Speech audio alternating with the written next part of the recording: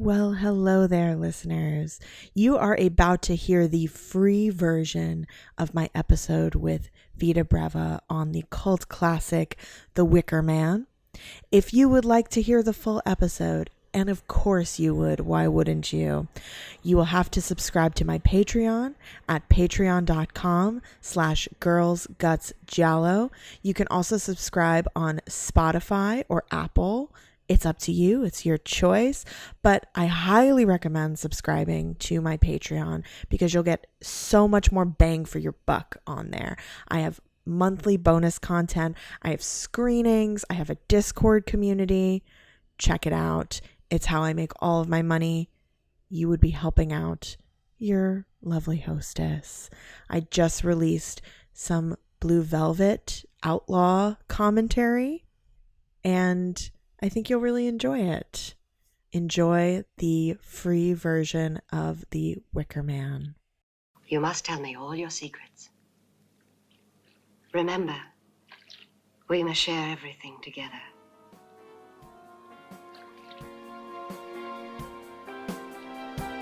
Everything.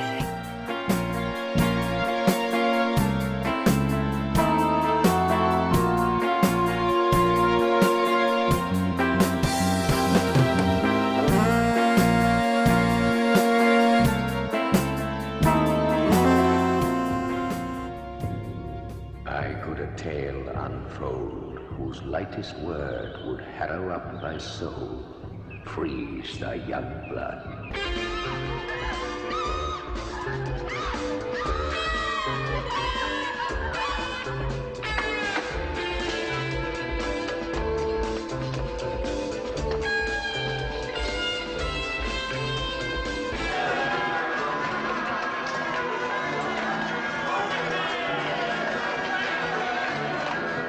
I am here to investigate the disappearance of a young girl. Where is Rowan Morrison? If Rowan Morrison existed, we would know. I suspect murder. Sergeant, I've already In the name of God, woman, what kind of mother are you? That can stand by and see your own child slaughtered. You are the fool, Mr. Harry. You're liars. You are despicable little liars.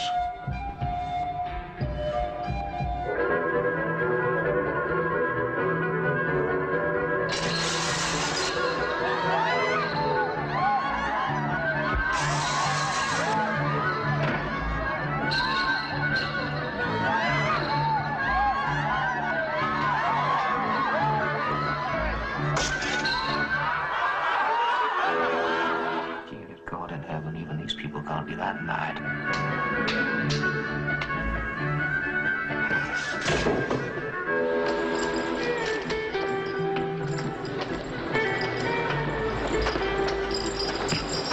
Where is Rowan Morrison? If Rowan Morrison existed, we would know. I suspect murder.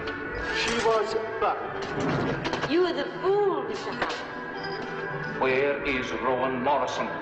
Oh my God! Well, hello again, listeners. This is Annie Rose Malamet, and you're listening to Girls, Guts, and Giallo.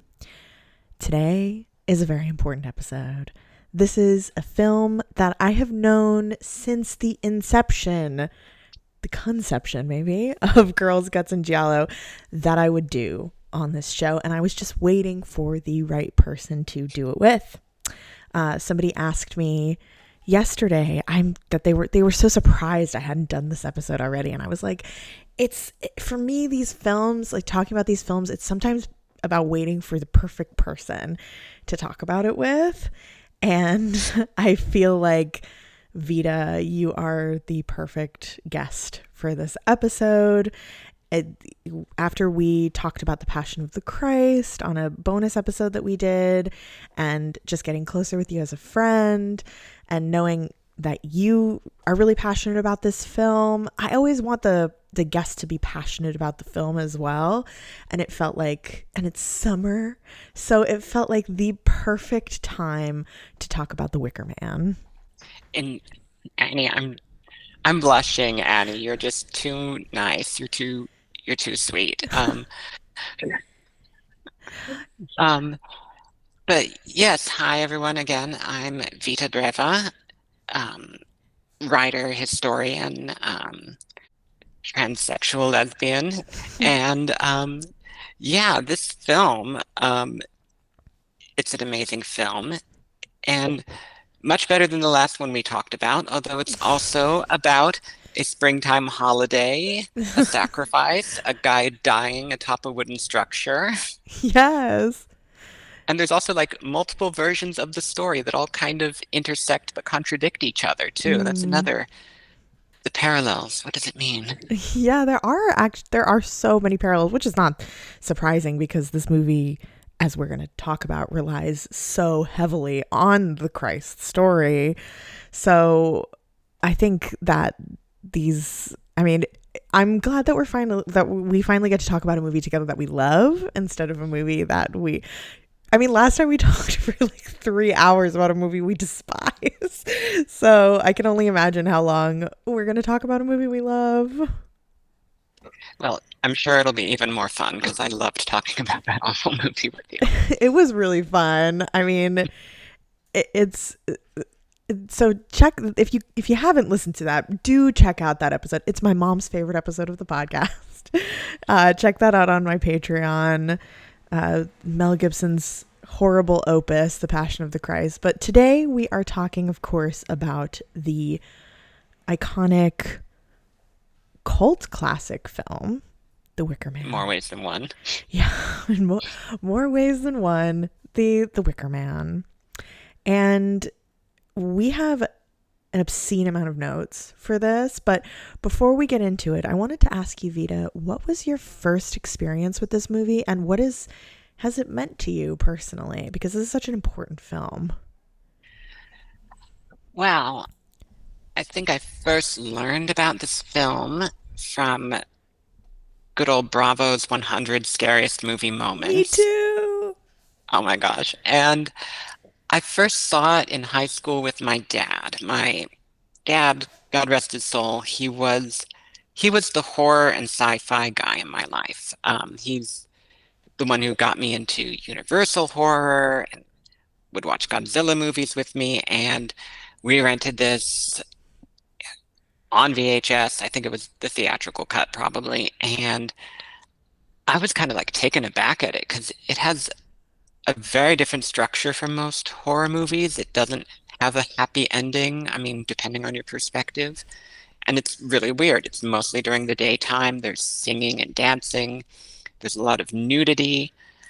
And I kind of was like, huh, it's sort of stuck in my brain. And then, like, years later, as an adult, I finally rewatched it after my dad died, actually. And I was like, okay, I get it now. And I think it sort of clicked into place for me because, like, high school me was probably a lot like Howie. Like, I would not have survived Summer Isle. In part because I was also an obnoxious virgin. But now I really appreciate it. It's like I can see the part of me that is still like Howie. I can see the part of me that would fit right in Summer Isle. And Mm-hmm. there's just a lot there about religion and ritual and also it's just a really fun movie. It's a musical. It's a comedy. There's something for everybody. Yeah, I had a really similar experience with discovering it. I discovered it from Bravo's Scariest Movie Moments. And the way that we're going to talk about this movie, like every movie I talk about on this show, is going to be very spoiler heavy. So if you haven't seen 1973's film The Wicker Man and you don't want it to be spoiled for you, you should stop now and watch it. But the moment that's in Bravo's Scariest Movie Moments is the insane ending, right? And it is so scary. And of course, we're going to get there. But when I first watched it, I don't think I understood how layered it was. And it just kind of, you can watch it over and over again and notice new things every time. And you can see if you watch a movie like Ari Aster's Midsommar, how much it's trying to be like The Wicker Man. And how it can't, because this is just such a singular film. So I wanted to talk a little bit about the pre-production, and then we'll get into our kind of traditional GGG scene by scene analysis. So this movie is directed by Robin Hardy, who conceived of the idea. I learned this from an old Cinefantastique piece about this film, but he was filming another film. He was a documentary filmmaker, and he's filming in the Cornwall area, and he says he encountered a village where pagan festivals were still being held, and he said of the villagers they had seemed to put up a wall of evasion around it, and it was very unpleasant being a stranger in that town on that day. So it seems like he really tried to capture that feeling in The Wicker Man. Early in 1972, Hardy and the writer, what is his first name again? Anthony. Anthony Schaefer, spent a long weekend together writing The Wicker Man. And Hardy said they began discussing the evolution of the horror film away from the old standbys, terribly overused, like things based on the devil as the antithesis of Christianity. We thought finally about doing a film with an original story that in effect has the cast of a superior horror film, but which goes right back to people who believed in real magic, sympathetic magic, people who believed that the elements had real power, but we didn't want them romping around in early English period costumes or whatever, and thought about doing it in a contemporary setting, which is actually very significant because the contemporary setting is what would prove to be very controversial when it came to the British censors. Hammer horrors, the traditional Gothic Hammer horrors, were able to get away with things in part because of the period setting. But a contemporarily set horror film was more daring. It brought the horrors of the film into everyday relief, and the censors believed it could incite an already rowdy and radical youth population. So this film is especially subversive for that reason, and in Britain, films about witchcraft were banned outright until the 1960s, which I didn't know until I did research for this. Yeah, they still had statutes on the books against practicing witchcraft too. I mean, but then again, this is Great Britain. They still have a monarch, so they're in many ways still stuck in the past. Yeah, and Robin Hardy spent 4 months in England studying pagan history.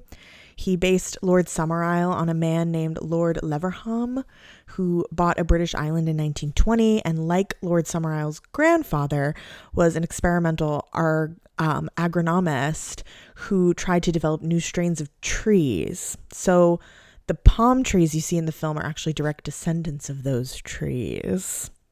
Oh my gosh, I did not find that in my research. That's amazing. Yeah, and that I read in Cinefantastique from the piece on it in 1977. As for the pagan culture, Hardy said, everything you see in the film is absolutely authentic. So I feel like we need to talk about that because, Vita, you had a lot of notes about some of the actual practices that maybe this is inspired by. I mean, we have to take what he Right, says here with a grain of salt. right. Well, a lot of this is based on Fraser's Golden Bough. Let me try and find the actual name for that. Yes, Sir George James Fraser, a Scottish anthropologist, Cambridge ritualist, and author of The Golden Bough, a study of comparative religion, later retitled The Golden Bough, a study in magic and religion. It's this massive treatise on religion and mythology, very much in sort of that old school, this is the big theory that explains everything type of theoretical writing.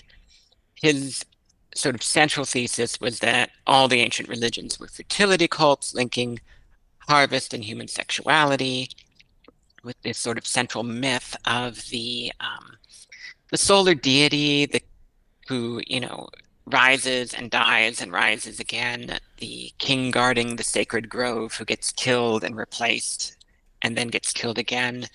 So this was first published in 1890. By 1915, it was finally published with 12 whole volumes. Yeah, he was going more overboard on this than I did on my notes here. And he's been heavily criticized from the get-go initially because, his central thesis was sort of saying that all religions have this, including Christianity, which made people mad because he was just lumping in the majority religion of Europe with all these other pagan traditions. And it's been more poked apart since then by anthropology and historians and folklorists, just, you know, typical sort of Victorian, oh, this culture looks like that culture, so they're clearly all the same thing, without regard for their distinct contexts and origins. But Hardy and Schaefer, or Schaffer, Hardy pronounces it Schaffer in interviews for some reason, It might be sort Schaffer, of, yeah. yeah, um, they sort of uncritically repeat this thesis and what Fraser reports in his stuff, and that sort of leads to the sort of ongoing conception of it, even after it's been sort of rejected by, academia in terms of, the anthropology and history of it. But yeah, that's sort of their main guy, and like so much of it, the qualities of the sacrifice, having to be a king and a virgin and an outsider, and being sacrificed of their own free will. That's all Frasier. Hand of Glories in Frasier, so much of it is just straight Frasier. And then I think I mentioned also like a lot of the rituals you see are of the British Isles, but they're all over. You get, English Morris dancing and folk songs and, you know, a hobby horse that looks sort of like a Viking ship head. Mm. And it's one of the authors I quote, Coven, who like really tears Frasier apart, calls it a bricolage. It's, sort of a mishmash of all these traditions from the British Isles. And then, of course, the Wicker Man itself is a Celtic thing, but it's from the Gauls. It's mentioned in Julius Caesar and Greek historian Strabo, but the historians wonder if it actually was a thing or was just sort of, propaganda against the Gauls. And no evidence that the Scottish Celts actually did it, but we're getting ahead of ourselves here, aren't we? I'm sorry. Oh no! I mean, yeah. I mean, it's first mentioned in Julius Caesar's diaries in 55 BC. He said that Roman prisoners of war were taken by the British tribes and burned as sacrifices. But like you said, Roman historians famously exaggerated the practices of other cultures, trying to make them look completely barbaric. So the factual nature of that claim is pretty dicey, but it's kind of fun to think about. Yeah, yeah. It ought to be true. It ought to be Yeah, true. exactly. So yeah,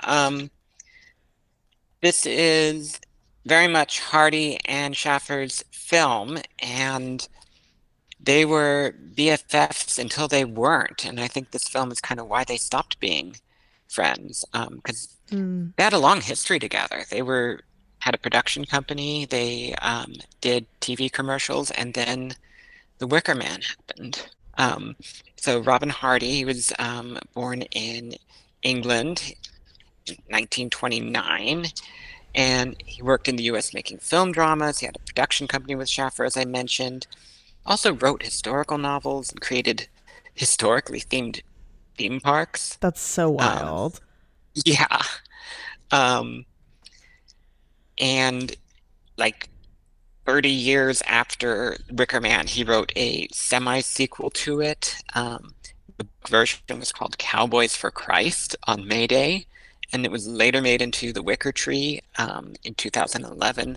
Christopher Lee has a bit part in that. I haven't seen it. I can't say if it's good or bad. I'm gonna go out on a limb and probably say bad. And yeah, married 5 times, 8 kids. Gosh. And Jesus. then yeah. Then Anthony Schaffer, born to a Jewish family in Liverpool, attended Trinity College at Cambridge University, worked as a barrister and a copywriter before turning to writing full time. Um, Digis Ryder, he won a Tony for Sleuth, which was later turned into a film, same year as Wicker Man, starring Michael Caine and Laurence Olivier. Has a very similar sort of conceit in terms of it being sort of a chase and a mystery where one party thinks they're the hunter, but they're actually the hunted. Um, Worked on Frenzy, the penultimate Hitchcock film. Um, that one book I had mentions an exchange between him and Hitchcock where we get the phrase fridge moment, whereas Hitchcock called it icebox moment. Mm. He was pointing out some plot hole in, I think, Strangers on a Train, and Hitchcock said, "Oh, yes, that's an icebox moment. You're meant to think about it later that night where you're getting a chicken leg out of the icebox and then go back and see the film again." And reportedly said, "Okay, how many moments do you want me to put in this film?" Um, but yeah, he also had an identical twin brother, Peter Schaffer, who was gay and was involved with the guy who did the film score, Paul Giovanni.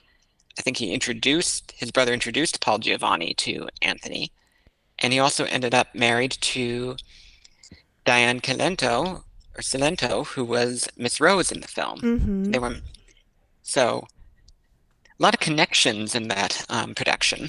Mm. Yeah, I love Diane Salento. She actually claimed to be a white witch at the time of the filming and took a personal involvement in the fire leap scene where she appears in her white robes. She actually choreographed this sequence and she designed the poster seen on the ceiling of the Green Man Inn. It was artwork she had created for a series of tarot cards. And she was doing a tarot reading too for Britt Eklund, Oh, yeah, that's and right. yeah, saw that she was pregnant. She was going to have a child, and she had actually just gotten word of that. Oh, wow. Yeah, no, she's a total babe in that she was coaxed out of semi-retirement for this film. Oh, so this movie is also produced by Roger Corman, R.I.P. Um, Yes. and if you don't know who Roger Corman is, stop this episode right now and go research Roger Corman. But Corman said that the film looked really interesting, and he's kind of instrumental in getting it. Well, there's a lot of things that happen. He's instrumental in getting it to the U.S. And I think we should talk a little bit about the controversial release of this film, the infamous release story. So Oh yeah. it was denied a full British cinema release and was hacked to bits by the film's studio boss, Michael Dealey, who was the head of British Lion at the time. He declared the film to be rubbish. The shortened film ended up being given only the small regional release as an opening B movie to Don't Look Now, another fabulous British horror. And this was a really devastating loss for Hardy, who believed that the original edit would never be found. According to legend, the master of the full film was buried in a landfill under the M3 motorway. The film was rescued in the late 1970s by Abraxas Films, and it was restored from a print found by Roger Corman, who had been sent a copy before the film had been butchered. Yes, Roger Corman to the rescue with that one. Yeah. And because of the film's themes of death and rebirth, some have claimed that the film's destruction and subsequent resurrection imply that there's something genuinely supernatural about the Wicker Man. So, Vita, what was your experience finding the different versions of this film? Um, I didn't know there were different versions initially until I researched it before I started this. Because I saw the final cut was on Blu-ray, and I was like, okay, want that on physical, and was kind of thrown off. I was like, whoa, this is really different. I mean, it's 90% the same, but some sequences are in different orders, and some songs are longer, and I was like, okay, what's the story here? And really, this film is like you said, there's something to it. It's either cursed or blessed or something in between, because the the original full negative is probably gone forever. Christopher Lee, contended up until the end that it was out there somewhere, but someone, for some reason, was keeping it from the world. Um, but yeah, so I saw the final cut and I really was kind of thrown off from it at first. But Mm. when I saw it live, or on the big screen last year, that was when it really clicked into place. And I was like, okay, this is like the definitive version. And then for this project, I saw the director's cut, which is interesting. I don't know if it's definitely better than the theatrical cut.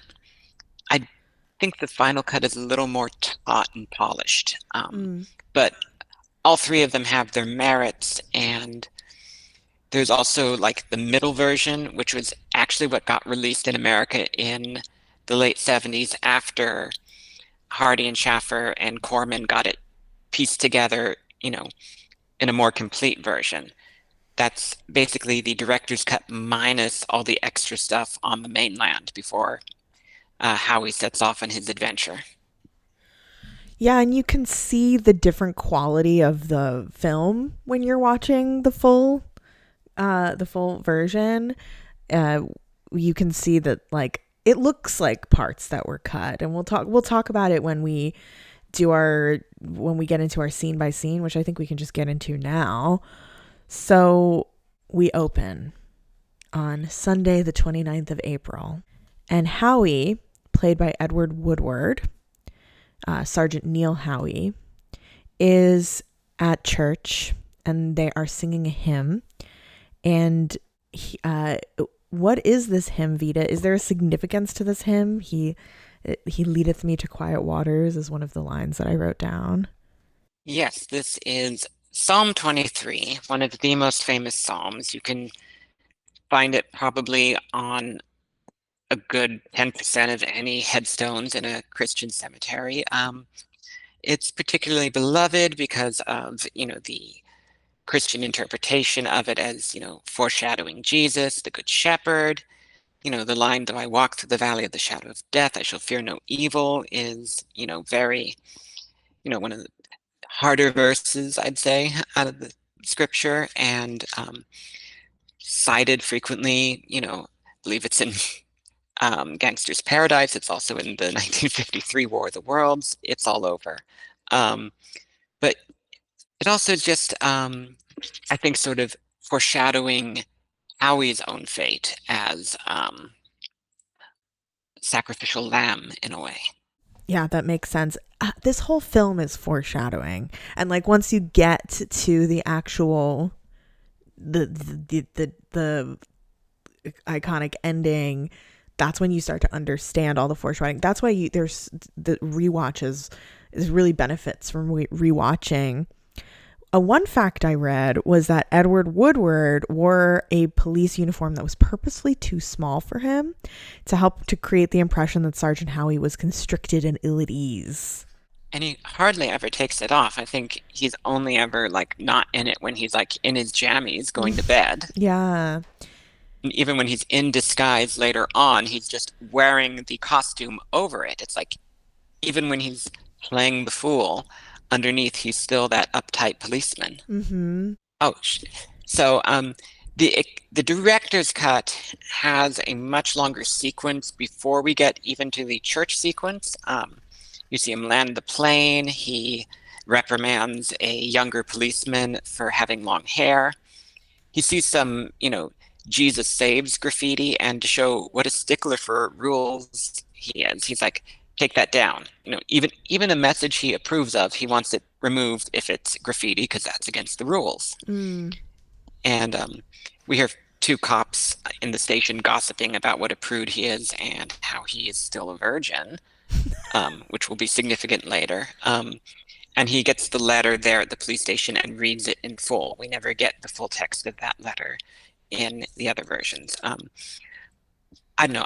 The director's cut, it's interesting backstory. I think it's a little too heavy-handed in like characterizing Howie this quickly. You still get the same characterization in the other versions just by how he reacts to what he sees later on. But the final cut is best in that regard, I think, because it opens with a religious ritual and it Mm-hmm. ends with a religious ritual. Yeah, I haven't even seen the director's cut, so I'm glad that you watched it so we can talk about these extra scenes. That's so interesting.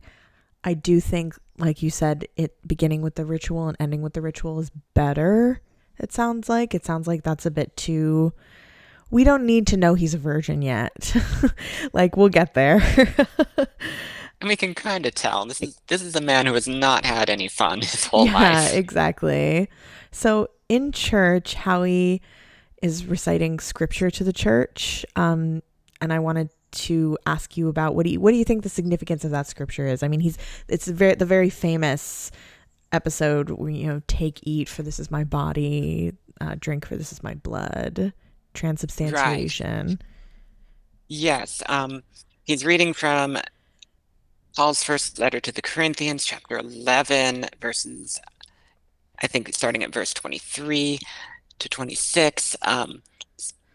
One of the more high Eucharistic theology verses, leaning towards sort of Catholic understanding of this being literally the body and blood of Christ, which fits with our theme of sacrifice, especially human sacrifice. Um, it's Some critics noted the sort of confusion about Howie's denomination because he acts very much sort of like a puritanical, you know, Presbyterian Scottish Protestant, very Calvinistic, but this Mass church service is very Catholic looking. But then he receives both species, the bread and the wine, which was a no-no for Catholics at the Mm. time. So the book actually clarifies that he is a Episcopalian, Church of Scotland, so you know, halfway between Catholic and Protestant, sort of a weird minority in Scotland. And the book even goes further and mentions that he briefly attended seminary and he's a lay minister at his church. So, Okay.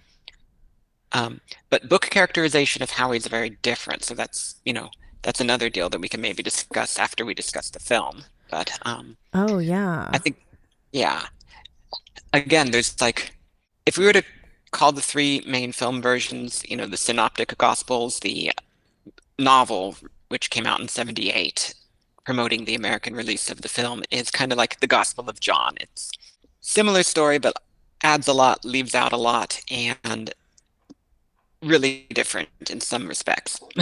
And you read it Probably mildly actually. blasphemous. Yeah, How yeah. is it? It's interesting. It's interesting. Um, it's definitely better than the book that partly inspired Wicker Man, The Ritual, um, which was hot garbage.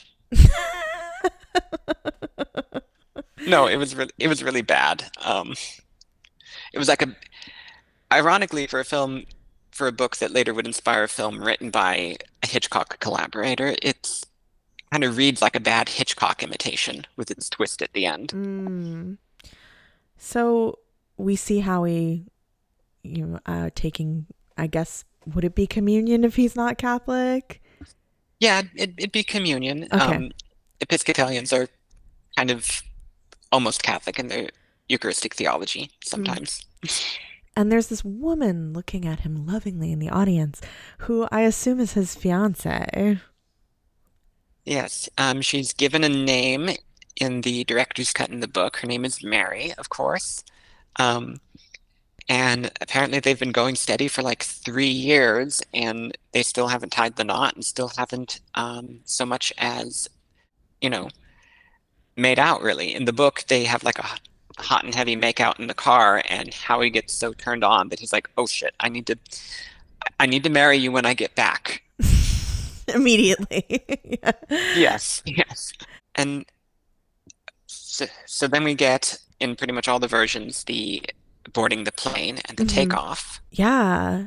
Oh, I was just gonna say it's the bagpipes for the soundtrack here blend in with the drone of the engine in a really cool way. Oh yeah. I mean, this is, I think we're getting into my favorite song of the movie. So Howie is flying the seaplane over these gorgeous British Isles as the titles play, and we get the song Corn Rigs. So the songs for the Wicker Man were composed by Paul Giovanni, who was, as you said, a good old Italian American. Uh, and he was a playwright and a musician. He composed the original music, and he adapted traditional tunes heard in the film. So, for example, in the song "Corn Rigs" was it was a rendition of ballad written in the late 1700s by the Scottish poet Robert Burns. And later, Gently Johnny is based on a traditional folk song from the medieval period. And Willow Song is meant to resemble like a mythical siren song. And Paul Giovanni actually shows up in the movie. He's the one singing Gently Johnny in the inn. And I just love the music in this movie so much. I listen to it all the time. Yeah, and the Highland Widow's Lament is the part that leads into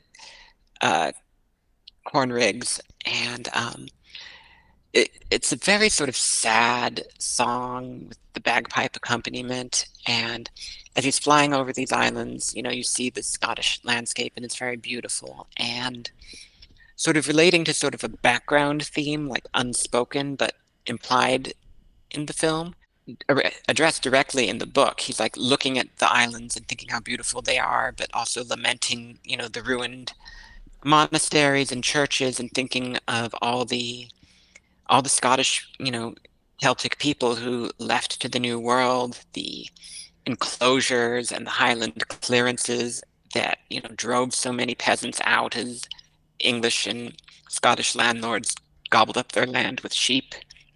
So that beautiful landscape you're seeing is, in reality, and in the text of at least the book version of the film, also sort of the product of, ecological destruction and British colonialism in a way, which kind of relates also to what we see later with the Summer Isle cult.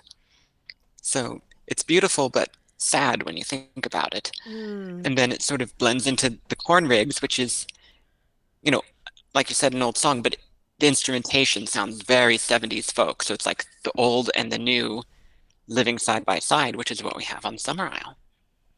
Yeah, that's such a good observation about the way that these songs sound. There is definitely like a very, at this time there's also British folk revival going on in the music scene. It's very much of that era. So Howie lands the plane on the water, and this is when we see, if you're watching the full version and not the director's cut like you were saying, this is when we see it says police on the tail wing, and this is when we kind of first see that this is a police officer. So Howie lands, and he's asking the locals who are on the dock to send a dinghy, and they're very skeptical of him. And this is when he tells them he's here to investigate a missing child, and he asserts his authority. But the locals Says for the first of 18 times, I am a police officer. and the locals, kind of whisper amongst themselves that they have to tell the Lord. There's a guy that goes by on a horse. I think we're just kind of supposed to feel like we're out of time and place. And this is when we first notice that there's on the boat that one of the local men comes to get him on, there's an eye on the boat. And I immediately thought of like the evil eye. I was wondering if you had any thoughts about the eye. Yeah, belief in evil eyes, one of the great widespread superstitions. Eyes on boats date back to ancient Greece. The boat in question was actually not planned as being part of it. It was just spotted on a local's little dinghy, and I think they'd imported it from Malta, which is, in the Mediterranean. So that's where those superstitions sort of still lie. You can see a lot of those sort of blue-eyed discs. I'm blanking on the name for them, like in the Middle East. I know like a lot of Persian places have them.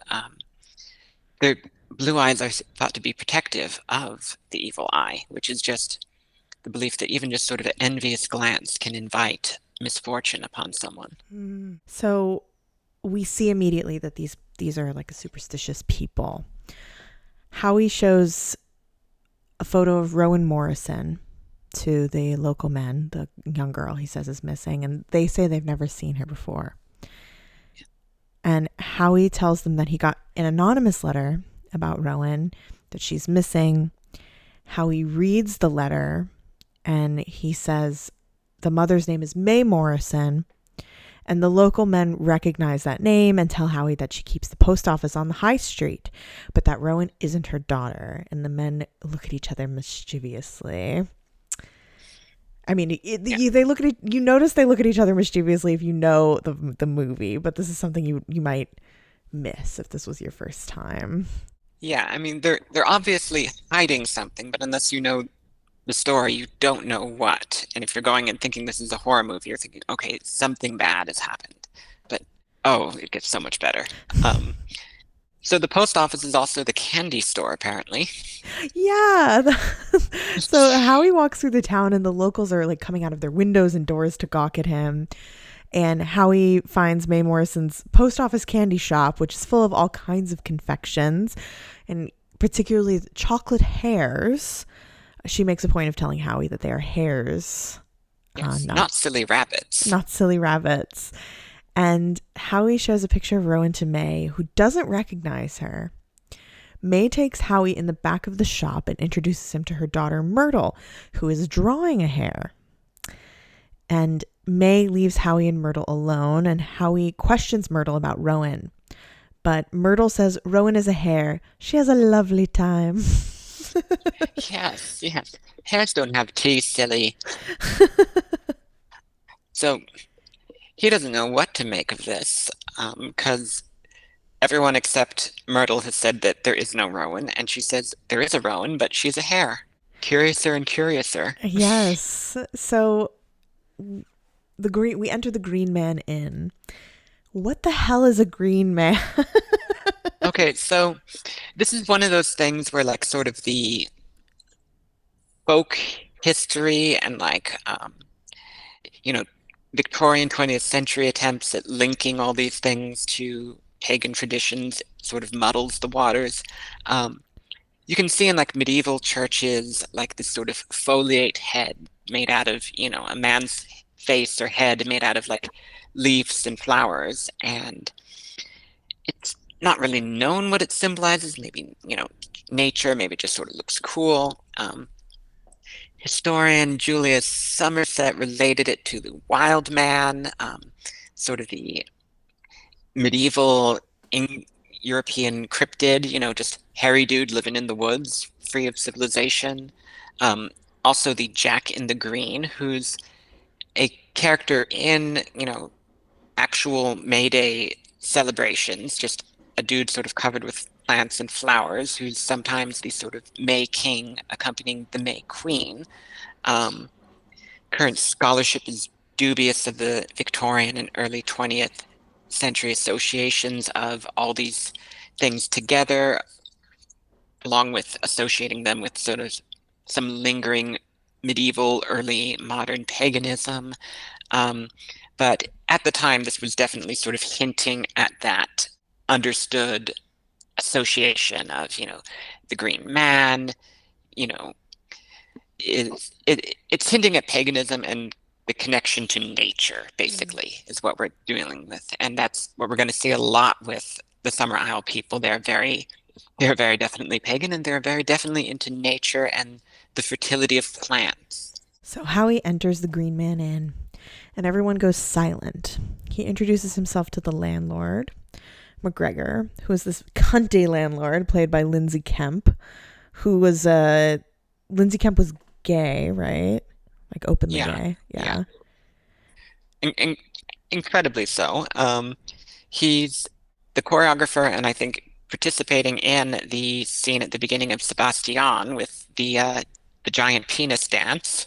Amazing. And Dark Jarman's Sebastian. Yeah. Yeah, and he's also the mime instructor of David Bowie and Kate Bush. So, if you don't know him, you at So least know cool. his legacy. So cool. I had no idea. He's so cunty in this. I love him in this movie. And he's said he was drunk off his ass the entire time while filming. Which is so it's but his performance is perfect. And he says, "My daughter Willow will show you to your room." And then we meet Willow, and my note here is, "Oh no, she's hot." Which is Incredibly so. The beautiful Britt Eklund. yeah, who famously was married to Peter Sellers and dated Rod Stewart. Rod Stewart Who allegedly supposedly right, yeah, go ahead. tried to buy all tried to buy all the copies of the film because his girlfriend was in it naked, but um she actually isn't in it naked. Yeah, it's a Um body double. yeah, body double, and also she's topless in quite a few of her other films too, so I think Paul Giovanni said that wasn't true, but we liked that rumor because it was very much sort of Streisand effect. Everyone's like, "Oh, see this film. Rod Stewart doesn't want you to see it." Yeah, so her Swedish accent had to be dubbed by an English singer and actress, Annie Ross, with Rachel Verney as her singing voice. And in her infamous nude scene, she was pregnant with her son. So she wanted to be shot above the stomach. But Robin Hardy, he obliged, but they used a body double, apparently a stripper named Jane Jackson. Yeah. And she caused a minor scandal by saying she hated the town in Scotland that they were filming in.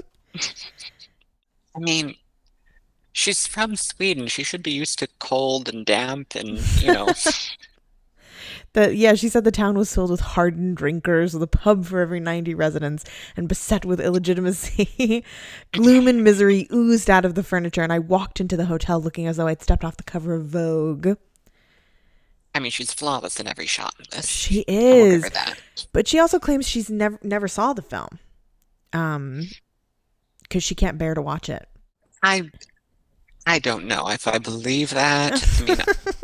I mean, we can categorize that along with, Anne Rice saying she hadn't read Dracula. Oh, yeah, right. Yeah, she says, it's not her body, it's not her voice. She's not really in it. It's like a virtual Brit. But, who knows? So then we get this amazing body song. The local men sing this song about Willow to Howie, the landlord's daughter, which what are they saying in this song, Vita? Um, they're basically saying how much of a slut she is and how awesome that is, you know. And when her name is mentioned, the parts of every gentleman do stand up at At attention. attention. Yes. Yeah, it's about how she's a slut and it's awesome. So we see that this is a very like sex positive little culture. And Howie's having none of it. He's just standing there looking very disapproving.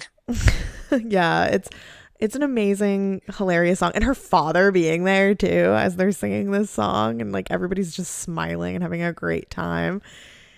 Howie interrupts the song to ask the inn goers about Rowan and shows her photo. And there's a shot where we zoom in on these photos on the wall of these young girls in white dresses amongst bounty with this sun icon that we actually see at the beginning of the film. And the photos are labeled with years. And one photo, I believe 1972, is missing from the photos on the wall. And the landlord Yes. says that the photo got broken. Yeah, it's very conspicuous sort of, light spot on the wall where there's a missing framed photo. And he's, like everyone on the island, very evasive about it. Just like, oh, it must have got broken. Howie has dinner at the inn and is very unhappy with it. He tells Willow it's gross. He says he All wants out an of a apple. can. Yeah, it's all out of a can. He wants an apple. Apparently, Summer Isle is famous for his apples. And Yeah. Willow says that they've all been exported. So we start to see that there's not the famed bounty of the Summer Isle here. Like something's wrong. Yeah.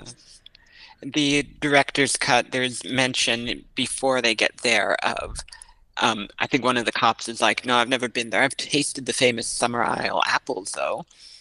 And the theatrical version and the final cut have the line, no apples on Summer Isle, an island famous for its produce, which in the director's cut, it's just no apples on Summer Isle because it hadn't been established. Oh, this is an agricultural island. That's what it's famous for. Hmm. But yes. And Willow says food isn't everything. And she says, you can have some peaches and cream for dessert. And he's like, out of a can, no doubt. uh, so how he walks outside, it's actually a little, I was wondering, I was like, why did he go outside? So he goes outside into the night and he sees, like, in the grass, about 8 couples, I counted, coupling, just completely out in the open, hedonistically, with no inhibitions. Yep. And the women are all on top. That's right. That's definitely notable. And he also sees a naked woman sobbing on a grave and a few other people watering a grave nearby. Yes. So all very strange and all very offensive to Howie's sensibilities. The book makes an interesting distinction. What upsets him here isn't so much, oh, sex is happening and sex is bad. It's that in his virgin mind, he had like idealized what it would look like and thought it would be so transcendent and pure.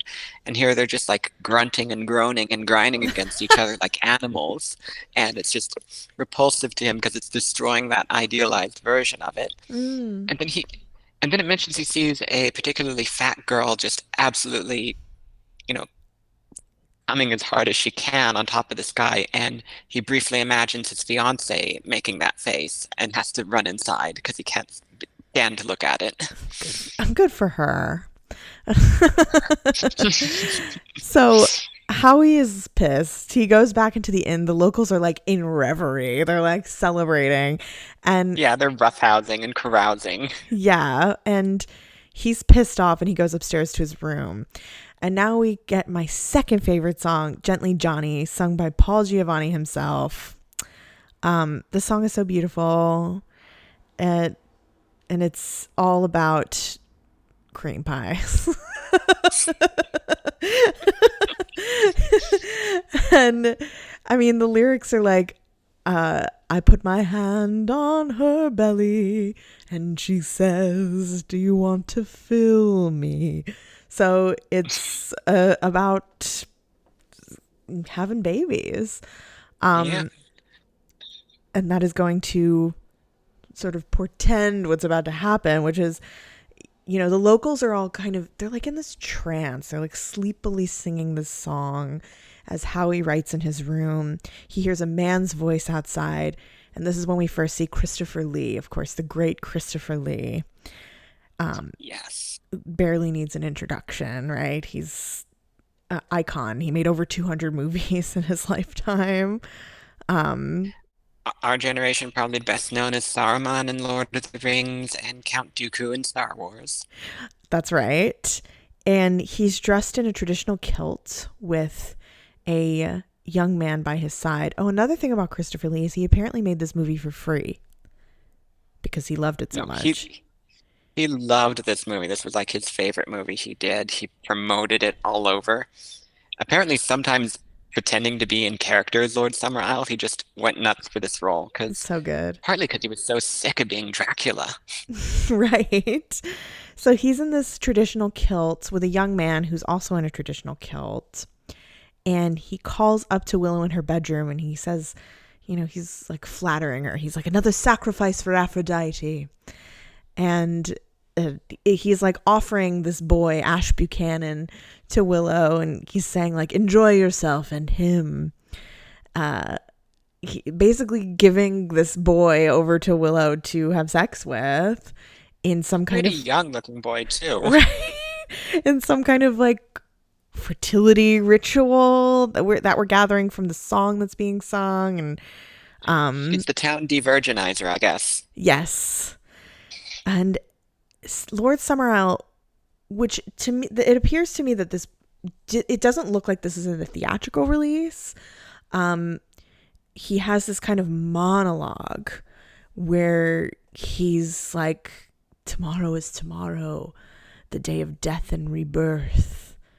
And he's, the Ash Buchanan enters the inn and the locals go quiet, like knowingly. He goes upstairs to Willow. Everyone is singing and looking up at the ceiling where Ash and Willow are coupling. And Christopher Lee is he's outside watching these snails mating. And reciting Whitman. And reciting Whitman, yes. And he could never live among the he wishes he could live among the animals because they don't make him sick, and like in discussing their duties to gods and how they're not respectable or unhappy. Do you know what Whitman this is from? It's from Song of Myself. He is sort of paraphrasing it. Apparently Lee just sort of like did this. Like Of course he did. yeah. But it's, very fitting, not one is respectable or unhappy over the whole earth. And that's the opposite of what Howie is. He's respectable. He's, a Christian. He's a policeman, but he seems very unhappy. Yeah, and inside the inn, we see this strange painting on the ceiling, of course, done by Diane Salento, and the singers appear to be looking up at it. And Howie hears Willow and Ash loudly fucking as he tosses and turns, then there's scenes of the snails mating intercut. It's one of the better scenes, and I'm really sad that it's not in the theatrical cut because nothing explicitly supernatural is happening like we'll see the next night, but it's definitely unsettling and, is really showing you the clash that it's setting up between Howie's values and the values of the Summer Isle people. Mm-hmm. So the next scene, we see a man climbing a maypole and he puts a bough on top of it as people are cheering. Willow is like scrubbing down a table. Ash Buchanan, apparently. Oh, that's Ash Buchanan. Okay. And yeah, Willow, it's almost like he's de-virginized and now he has like an important duty. Yes, he's a man now. He gets to climb to the top of the phallic symbol. Exactly. There's going to be so many more phallic symbols in this movie. Willow is scrubbing down a table outside and she greets Howie and says she suspects he'll be going home tonight, but he says it depends and asks where the school is. Now we get what the boy children are doing and what the girl children are doing. So Howie passes by a group of boy children at the maypole dancing as a man sings this song. And this song really illustrates the philosophy of the Summer Isle inhabitants. What is the song about? It shows their very cyclical, nature-rooted view of life. In the woods there grew a tree, and from that tree there was a branch, and on that branch there was a bird, and from the bird came a feather, that feather came a bed, and a man and a woman fucked on that bed, and from them came a baby, and then the baby died, and from that grew a tree. It's this, like with everything in this film, there's a lot there, but it shows these sort of cyclic, nature-centered pagan worldview versus the sort of linear, historic Christian worldview that Howie has. It shows a frankness about sexuality, especially in front of children, that is offensive to Howie. The kids are all standing around this phallic symbol with ribbons tied around their waist leading up to the top of it and wiggling the ribbons suggestively and then dancing around it. And inside the girls are, banging on their desks in time with the song. Mm-hmm. And also notable, the singing man casts a shadow that looks like Christ on the cross. Yes, with the pole lining up with him, making a sort of inverted T shape. Howie goes to the schoolhouse and he sees Miss Rose, the hottest teacher ever, and the girls they're slamming their desks in rhythm with the maypole song. And Miss Rose, again, there's this, like you said, this frankness about sexuality with the children. She's talking about the generative life force and the powers of the penis. And there's like a braid, like a straw braid on the wall that comes up later. Straw dolly, I think they're called. And do you know what they symbolize? Straw dolly. Goodness, I should have corn dolly, that's what they're called properly. They're part of harvest customs in Europe before mechanization. It was believed that the spirit of the corn lived among the crop, and the harvest made it effectively homeless.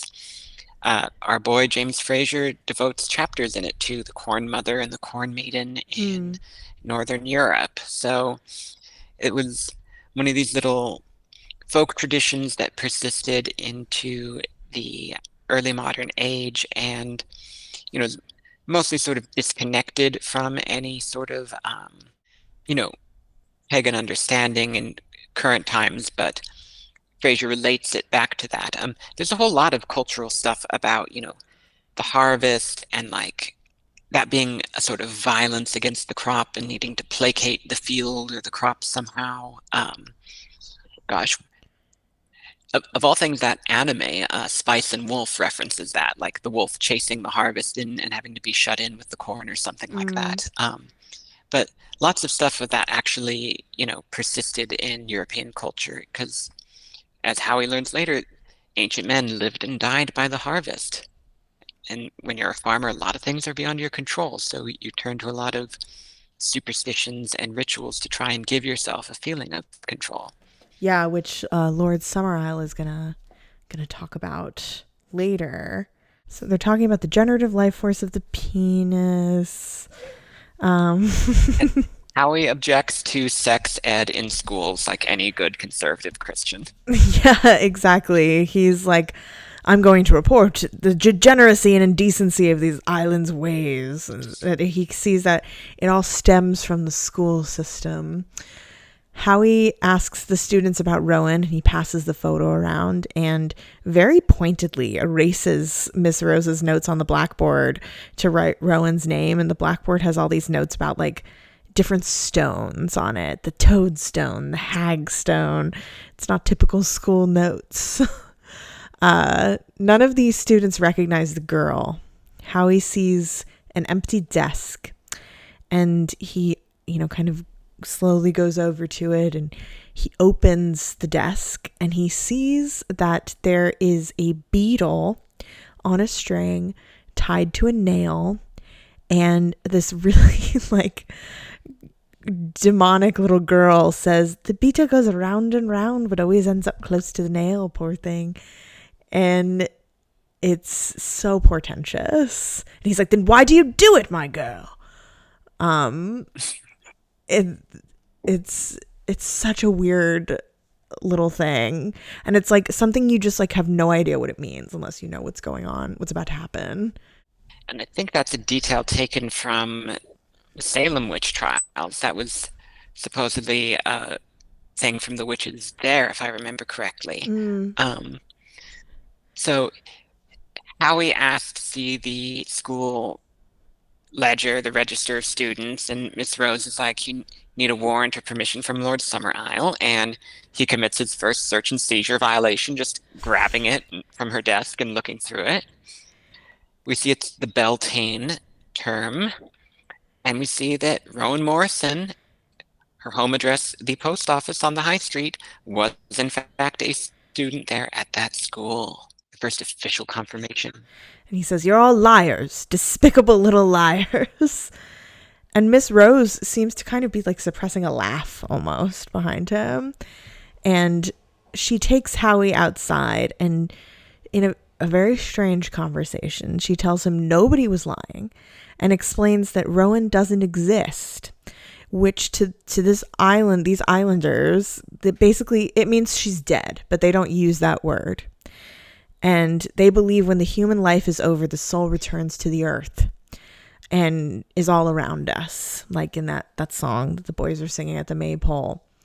And Rowan has simply returned to the life forces in another form. Howie is horrified. He's like, do you not teach Christianity? And she says, only as a comparative religion.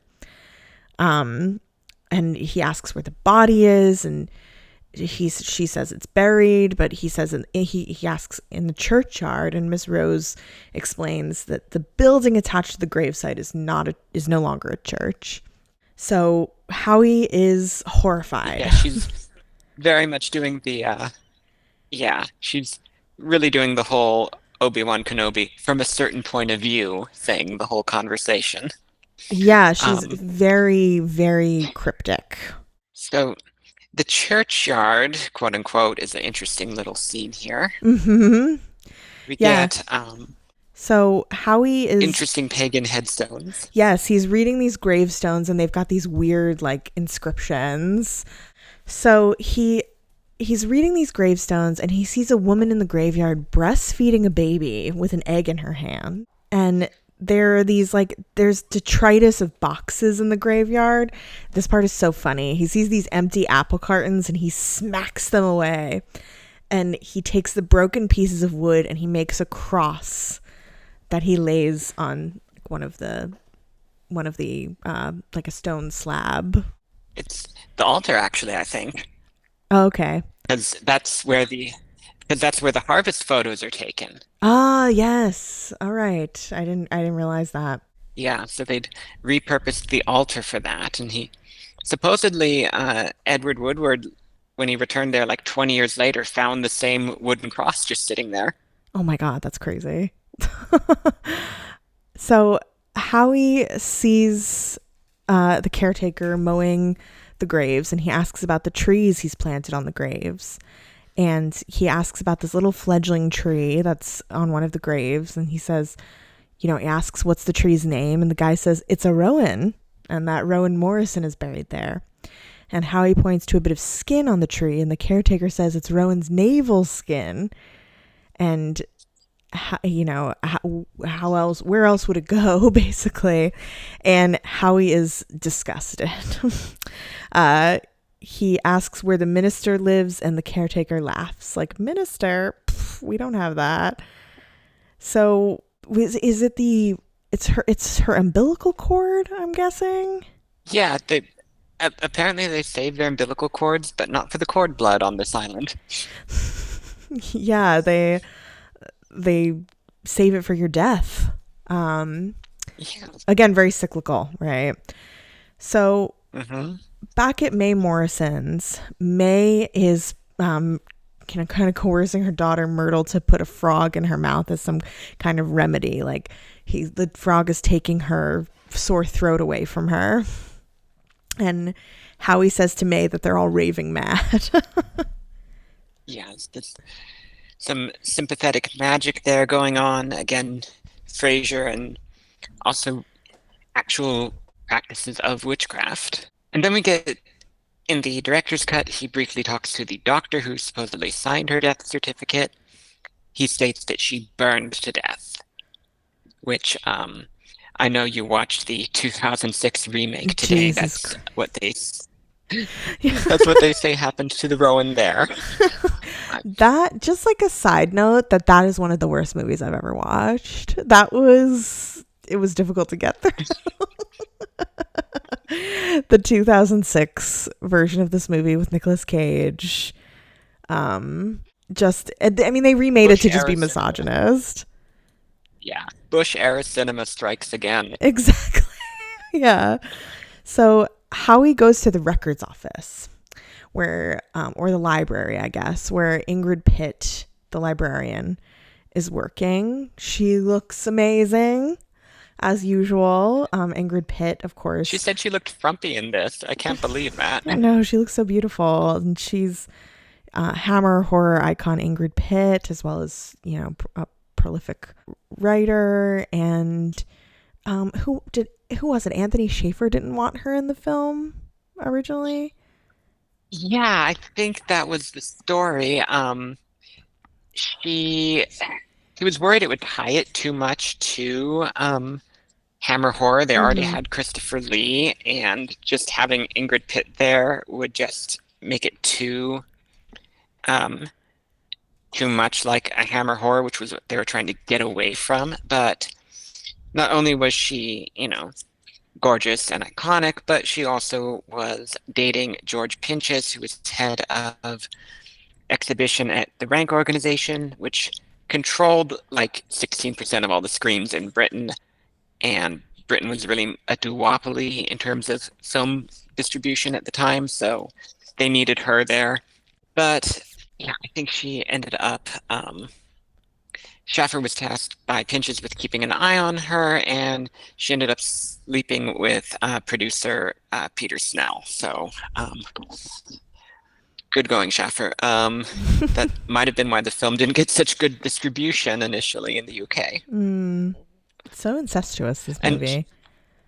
I know. And she described her character as a nymphomaniac librarian, which I love.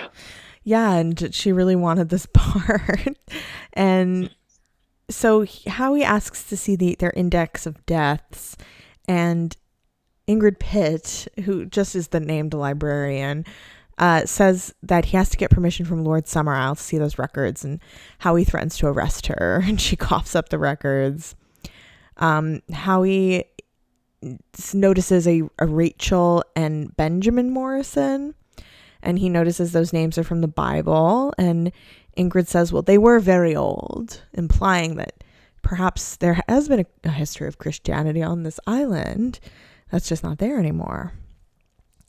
And he shows her the photo of Rowan, and Ingrid says she recognizes her, but doesn't know anything about her. Mysteriouser and mysteriouser.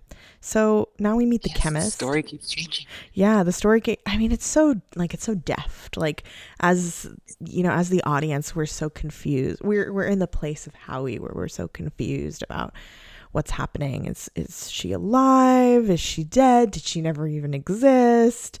It's such a small community. How can people not know her? Now we get to the photographer, who's also a chemist. We see in his shop, there's like a shot of a jar that just says foreskins. And there's all these kind of jars of like little like morbid things like fetal pigs. Very, very witchy. And the photographer, he takes the photos of all the girls that were in the Green Man Inn. And he shows Howie shows the chemist Rowan's photo and asks if she is the girl from the missing photo at the Green Man. And he says it's hard to say, which is preposterous, right? Because all these people would obviously know each other. So Howie is pissed again. I actually really like the chemist. I like how we're going to see by the end of the movie that like everyone, all of these little characters we've met come together as a community. And that's the great thing about this compared compared to the remake where like none of the side characters really have any character really. Right. Yeah, I It's love like how they're they're all, like fully fleshed even if out you in just this. see them, even if you just see them for like a couple scenes, they're memorable. Mm-hmm.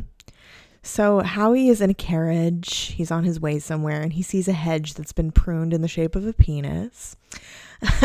And this is when we another great scene, the "Take the Flame Inside You" song, and we see Miss Rose in this stone circle that is like very druid-like. It reminds one of Stonehenge, and she's with a bunch of naked women, and there's a flame in the center, and they're doing some kind of pagan ritual where the naked women like jump over the flame and sing about taking it inside them and a baby growing. And we also see a pregnant woman in this white shift, like dreamily walking through the trees. Howie sees this naked ritual as he passes by in the carriage and is disgusted, of course. Touching all the blossoms. Yes, but he's also, obviously can't look away.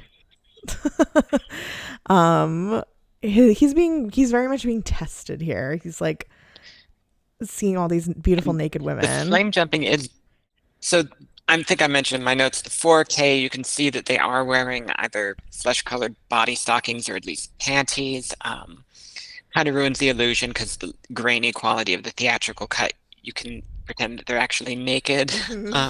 But given that this was filmed in October and November in Scotland, it's like, those girls are brave enough. I wonder if there's like a precedence for this kind of ritual. I mean, I know Diane Cilento choreographed this, so maybe she's drawing from a Um, pagan precedence. yeah, well, I did see with actual Beltane ritual until like 19th century even, farmers in Scotland would have their cows try to jump over flame on Beltane May Day to protect them from disease. Mm. So there is some precedent there, and I know she was also taking from her own practices, but it does feel authentic, especially with her, beautiful druid outfit and the stone circle. Yeah, but the word druid is never mentioned in the film at all. Yeah, nor is Beltane for that matter. There's a dearth of um, Scottish Gaelic in this film, which is odd because somewhere else, supposedly in the Hebrides, which was majority Gaelic speaking, and until like the mid 20th century in some places. Mm. So again, that's sort of the, I guess, meta issue of like colonialism and how it impacts even like the depiction of the Celtic parts of Great Britain. Yeah, absolutely. I mean, this movie is like you said, it's such a like a bricolage of, in its way, is perpetuating these kind of stereotypes about pagans, and while at the same time very playfully, um, we don't really know whose side the movie is on, right? Like, which is something we can talk about more at the end. But yeah, there's kind of like a playful reverence for these practices, but they're also so not treated with any accuracy. And yet in some cases they are. I don't know, Yeah. it's strange.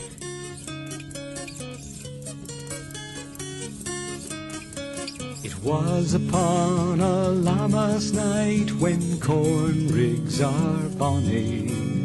Beneath the moon's unclouded light I held a while to Annie.